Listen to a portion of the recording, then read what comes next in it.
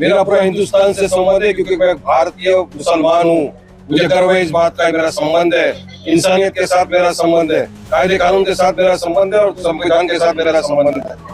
आज हम आए हैं काशी मीरा में। हमने यहाँ पे डीसीपी जोन 1 चौहान साहब से मुलाकात करने के लिए हम आए हैं, क्योंकि आपने देखा 2-3 दिन पहले जो दाचूपाड़ा के अंदर हुआ था, आपस में दो समुदाय के बीच में कुछ पार्किंग को लेकर हुआ था इश्यूज। उसमें दोनों पक्ष की तरफ से कंप्लेंट दी गई, मगर कुछ हमारे पास ऐसे फोन आया, ऐसी कंप्लेंट की गई थी हमारे पास के वारिस भाई एक तरफा कंप्लेंट ली जा रही है, एक तरफा लोगों को अरेस्ट किया जा रहा है। तकरीबन 9 लोगों को अब तक फायर करके अरेस्ट किया गया है और कुछ 40 के खिलाफ हथियार दिखाए गए हैं, जबकि दूसरी तरफ कोई चौपड़ लेके घूम रहा था, तलवार दिखा रहा था, उसके खिलाफ केस नहीं हो रहा है। ये सारी काफी चीजें थी। हमारे को स्थानिक लोगों ने फोन किया, हमारी माँ बहनों ने फोन किया, काफी लोगों के फोन आए। तो आज हमने कहा ठीक है, हम आपके साथ चलेंगे। हमने डीसीपी साहब से बात की, डीसीपी साहब ने हमको आश्वासन दिया। हमारी तकरीबन पौना घंटा मीटिंग मुलाकात हुई उनसे। उन्होंने कहा वारिस भाई देखिए, हमने निष्पक्ष इंक्वायरी हम कर रहे हैं। हमने यही कहा कि सर संविधान इक्वलिटी की बात करता है, कायदे कानून का आप भी पालन करिए और निष्पक्ष तरह से इंक्वायरी करें। जो भी गिल्टी है उसके खिलाफ आप कार्रवाई करिए। वायलेंस का हम कंडेम करते हैं, वायलेंस नहीं होना चाहिए। लेकिन कितने लोगों की रिक्शाएं तोड़ दी, उनका क्या, जिसने तोड़ा आप उसके खिलाफ केस करिए। आपने एक से तरफ इंक्वायरी क्यों कर रहे हो? आप बीजेपी के कोई मंत्री यहाँ पे आके घूम रहे हैं, भड़काने की बात कर रहे हैं। सवाल आपको उनसे करना चाहिए कि आप क्यों घूम रहे हो एरिया के अंदर, भड़का रहे हो पूरी पब्लिक के पास जाकर। सवाल उनसे करो, क्यों उधर जाके धमकाया जा रहा है, क्यों मस्जिद के पास जाके खड़े होकर बोला जा रहा है कि 2 दिन के अंदर मस्जिद को तोड़ दो, क्यों महाराष्ट्र का मीरा रोड का वातावरण खराब करने की बात कर रहे हैं वो लोग। ऐसे लोगों को रोकना चाहिए ना। अगर उनको नहीं रोकेंगे तो वातावरण खराब होगा। और आप बोले हम तो आए ना, हम तो किसी को भड़का नहीं रहे, हम तो बात करने हैं कि सब न्याय और इंसाफ करिए। जिन लोगों ने तलवार दिखाई, चौपड़ दिखाया, जिसके वीडियो वायरल है, उनको भी अरेस्ट करिए, उनके खिलाफ भी केस करिए। डीसीपी साहब ने हमको आश्वासन दिया है और कहा है वारिस भाई बिल्कुल हम उनके खिलाफ कंप्लेंट ले रहे हैं, उनको बुलाएंगे, अरेस्ट करेंगे और जो भी कानूनी कार्रवाई होगी, निष्पक्ष कार्रवाई होगी। हमने कहा निष्पक्ष कार्रवाई नहीं करेंगे तो साथ फिर हम कोर्ट में भी जा सकते। हम तो कायदे कानून का सम्मान करते हैं।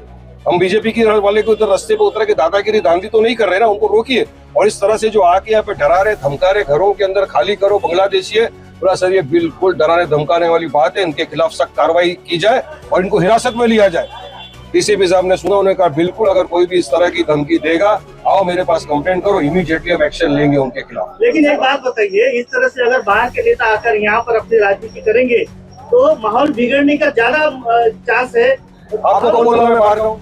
नहीं, मीरा बहनों से नहीं आप भारतीय है, हम भारत में कहीं भी जा सकता हूँ। बिहार में, मैं बिहार में जाके कैंपेनिंग करता हूँ। यहाँ के हालात आप माहौल खराब हुआ, हिंदू एंगल गया, आज वारिस पठान आए, मुस्लिम एंगल जा रहा, तो क्या माहौल शांत होने वाला? ये सवाल ये। वो आके माहौल खराब किया, लेकिन वारिस पठान ने आके संविधान को लेकर आया, हक न्याय इंसाफ की बात किया, रूल ऑफ लॉ की बात किया, कायदे कानून की बात किया। मैं उनकी तरह एरिया में जाके घुमा नहीं डंडा वंडा लेके। मैं किसी को लेके चाहता तो वो अगर 300 लोग को लेके घूमे, मैं 5000 लोग को लेके घूमता।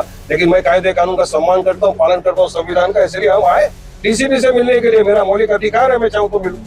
और यहाँ के लोगों ने मुझे बताया, आप कौन होते मुझे बोलने वाले, आप बाहरी हो? अरे यहाँ का हूँ मैं, बिल्कुल भारतीय हूँ, भारत का रहवासी हूँ, कहीं भी जा सकता हूँ पूरे भारत में।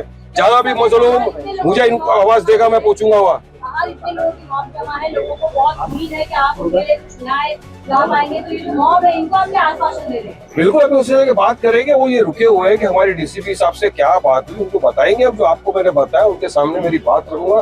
डीसीपी साहब ने आश्वासन दिया है कि इंशाल्लाह न्याय होगा, कोई भी बेगुनाह बेकसूर को अरेस्ट नहीं किया जाएगा और जिसने किया है उसको अरेस्ट किया जाएगा। पुलिस क्या न्याय नहीं कर रही, इसलिए लोग यहाँ जमा हो रहे हैं? यही लग रहा है ना लोगों को। अगर एक ही तरफ कार्रवाई कर रही है, यही तो लोगों का बोलना है कि कार्रवाई एक तरफ हो रही है और हम चाहते हैं कि निष्पक्ष कार्रवाई हो।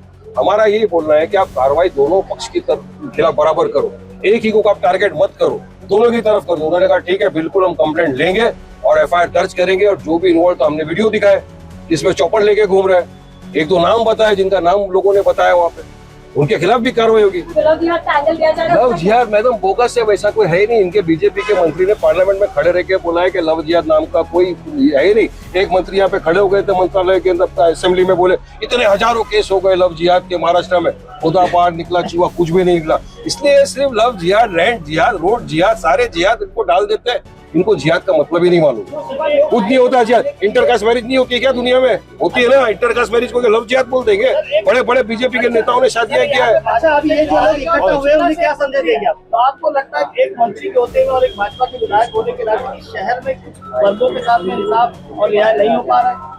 अगर वो न्याय और इंसाफ करते, संविधान को मानते, कायदे कानून का पालन करते तो वारिस पठान को इतनी दूर नहीं आना पड़ता। नहीं आना पड़ता।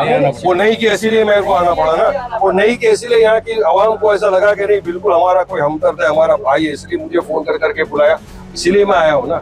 इंसानियत का भी तकाजा, इंसानियत का भी नाता। हम सिर्फ सियासत पैसों के लिए नहीं करते, हम सियासत लोगों की मदद करने के लिए करते, इसीलिए मजलिस इत्तेहादुल मुस्लिमीन फेमस है।